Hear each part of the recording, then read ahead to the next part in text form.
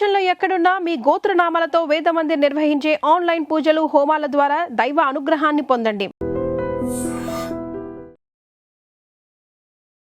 నమస్కారం. I dream ప్రేక్షకులకు స్వాగతం, సుస్వాగతం. పూజ గదిలో ఏ వస్తువులు ఉండాలి, ఏ వస్తువులు ఉండకూడదు అనే సందేహం మీ అందరిలో ఉంది కదా. మరి ఈ సందేహాన్ని నివృత్తిపరచడానికి మనతో పాటు ఉన్నారు ప్రముఖ జ్యోతిష్యులు, వాస్తు పండితులు, శిక్షణ నిపుణులు నానాజీ పట్నాయక్ గారు మనతో పాటు ఉన్నారు. వారితో మాట్లాడదాం. నమస్కారం గురుగారు. శ్రీమాత్రయ నమః. గురుగారు, పూజ గదిలో ఏ వస్తువు ఉండాలి, ఏ వస్తువు ఉండకూడదనే సందేహం ప్రతి ఒక్కరిలో ఉంది. మీరేం చెప్తారు? చాలా మంచి ప్రశ్న వేశారమ్మా. వస్తువుల గురించి చెప్తాను. వస్తువుల కంటే ముందు మనకు పూజ గదిలో ఉండవలసిన అతి ముఖ్యమైనటువంటిది భక్తి ఉండాలి. నిజమే కదా. మనం ఎంతసేపు వస్తువుల గురించి ఆలోచిస్తున్నాం కానీ భక్తి, భావన, నమ్మకము ఈ మూడు ఖచ్చితంగా మనం పూజ గదిలోకి వెళ్ళేటప్పుడు పట్టుకెళ్ళాలి. మనతో పాటే ఉండాలి. ఇప్పుడు పూజ గదిలో బయటకు వచ్చేసినా మనతో పాటే ఉండాలి. అది చాలా ప్రధానమైనటువంటి అంశం. ఇక వస్తువుల దగ్గరికి వద్దాం. ఎందుకంటే ఏ వస్తువు ఉన్నా లేకపోయినా భగవంతుడు అనుగ్రహించడంలో ఏ మార్పు ఉండదు. కాకపోతే అయినా మనం కొన్ని తెలుసుకోవాలిగా. కాబట్టి ఎప్పుడు కూడా పూజ గదిలో గుర్తుపెట్టుకోండి, పూజకి సంబంధించినటువంటి వస్తువులు అన్నీ ఉండొచ్చు. అంటే అగరబత్తీలు, ఒత్తెలు, పూజకు వాడే ఆయిల్, లేకపోతే గంధం చేసేది, పుష్పాలు అన్నీ ఉండొచ్చు, తప్పలేదు. కానీ అవి కాకుండా, అంటే పూజకి సంబంధించినవి కాకుండా వేరే వస్తువులు ఉండడం వల్ల మీ పూజలో కొంత ఇబ్బంది కలుగుతూ ఉంటుంది. ఎందుకు అంటే పూజ గది ఈశాన్యంలో పెడతాం. ఈశాన్యే దేవతా గృహ అనేటువంటిది మనకి విశ్వకర్మ ప్రకాశిక గ్రంథంలో ఉంటుంది. కావాలంటే దానికి మీకు పంపిస్తాను. అది విశ్వకర్మ ప్రకాశిక గ్రంథంలో ఉన్న విషయం. ఎందుకు పూజ గది ఈశాన్యంలో ఉంటే ఈశాన్యానికి గ్రహాలు గురువు, కేతు. ఈశాన్యానికి పదాలు దితీసికి. దితీసికి పదాలు ఏం చేస్తాయంటే మన సంకల్పాన్ని ఈశ్వరుడికి చేరవేస్తాయి. మన సంకల్పం గొప్పది కాదు. ఇప్పుడు ఈశ్వర సంకల్పం గొప్పది. మన సంకల్పం ఎప్పుడైతే ఈశ్వరుడికి చేరుతుందో, అది ధర్మబద్ధమైంది ఉంటుందో, ఆయన సంకల్పం చేసుకుంటాడు, అప్పుడు అది ఖచ్చితంగా అయి తీరుతుంది. పూజ ఎందుకు చేస్తారు సర్వసాధారణంగా? అసలు ఎందుకు చేయాలి అంటే, ఒకటి కృతజ్ఞతాభావంతో పూజింపదగ్గ ఇది భగవంతుడు కాబట్టి పూజిస్తున్నాం. ఇప్పుడు ఒక లీడర్ వచ్చాడు మన ఇంటికి, అని గౌరవించదగ్గ వ్యక్తి, లేకపోతే ఐఏఎస్ ఆఫీసర్ వచ్చాడు, లేకపోతే ఒక తల్లి తండ్రి వచ్చారు, వాళ్ళు గౌరవింపదగ్గ వాళ్ళగా మనం గౌరవిస్తున్నాం, అంతే కదా. దేవత అనేటువంటిది పూజింపదగ్గ అర్హత కలిగినటువంటి, అందరినీ మనం పూజించాం, దేవతను పూజిస్తాం, ఈశ్వరుని పూజిస్తాం. లేదా మనకి పూజనీయులు ఉంటారు కొంతమంది పెద్దవాళ్ళు, వాళ్ళని మనం కొంచెం పూజ్యభావంతో చూస్తాం. అలాంటిది కాబట్టి మనం పూజిస్తున్నాం, కృతజ్ఞత భావంతో పూజిస్తున్నాం. మనం అన్ని బాహ్యంగా ఎన్నో పనులు చేస్తాం, కానీ అంతర్గతంగా చాలా పనులు అవ్వాలి మనకి. ఎక్కడి నుంచి వస్తున్నాయి అవన్నీ? అవన్నీ లోపల శ్రీకృష్ణ పరమాత్మ ఉండి ఆయన చెప్పాడు చాలా స్పష్టంగా, మీరు భుజించు భక్ష్య భోక్ష్య లేక్ష్య పదార్థములను జీర్ణం చేయుచున్నాను అన్నాడు. ఎంత స్పష్టంగా చెప్పాడు. అలాంటప్పుడు మనం ఆయన్ని పూజిస్తున్నాం. అందుకని ఇక రెండో విషయం, పూజ గదిలో ఎప్పుడూ కూడా పూజ సామాన్లు కాకుండా ఇతర బరువులు, అంటే ఇంట్లో ఏదో పెద్ద పెద్ద వెండి సామాన్లు ఉన్నాయి అవన్నీ తీసుకెళ్ళి పూజ గదిలో పెడతారు. తప్పు.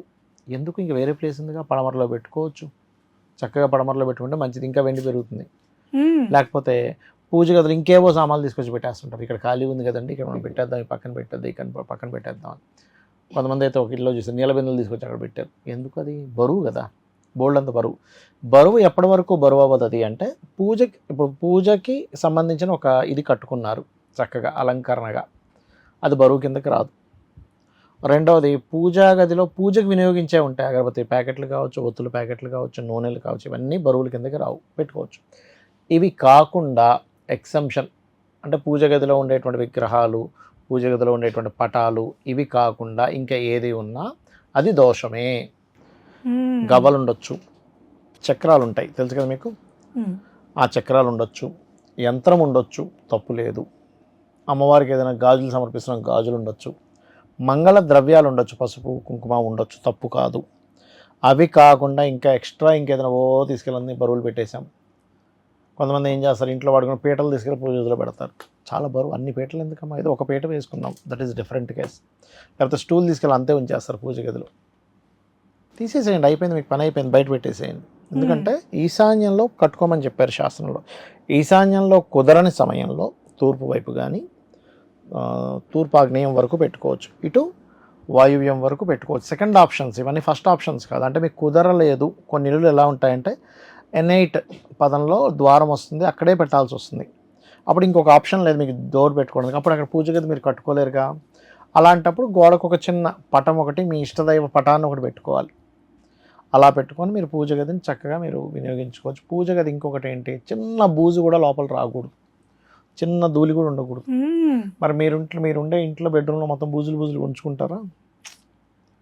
ఉంచుకోరే. మరి అలాంటప్పుడు ఆయనకి ఇచ్చిన గది, స్వామివారికి కేటాయించిన గది అది ఎంత నీట్గా ఉండాలి. స్మెల్ వస్తుంటుంది కొంతమంది, మూలలు శుభ్రపరచుకోవాలి ఎప్పటికప్పుడు నీట్గా. ఇంకోటి, పూజ గదిలో చీపురుతో ఊడకూడదు, గుర్తుపెట్టుకోండి.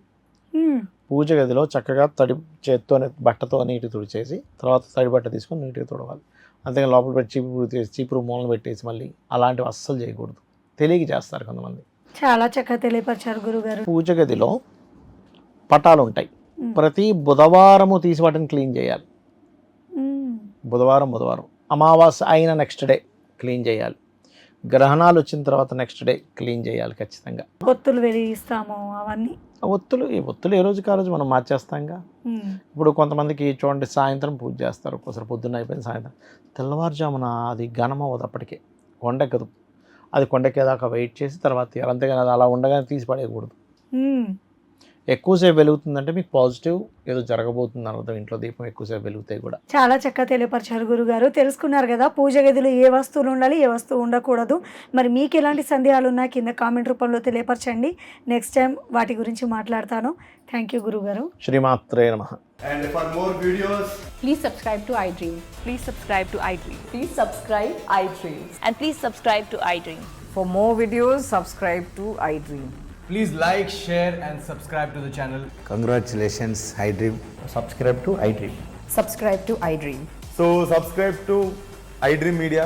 iDream ki iDream team andarki huge congratulations. Please subscribe iDream Media. Please subscribe to iDream. Subscribe iDream. Please subscribe to iDream. iDream అంటే నా కళల ఛానల్ను సబ్స్క్రైబ్ చేసుకున్న నోరు తిరుగుతలేదు, మీరైతే గంట గుర్తు కొట్టండి. For more such videos, please subscribe to iDream. Subscribe to iDream. Please subscribe to iDream. Please subscribe iDream Media. Please do subscribe to iDream. Please subscribe to iDream Media. For best entertainment and information, please subscribe iDream. And don't forget to subscribe to iDream.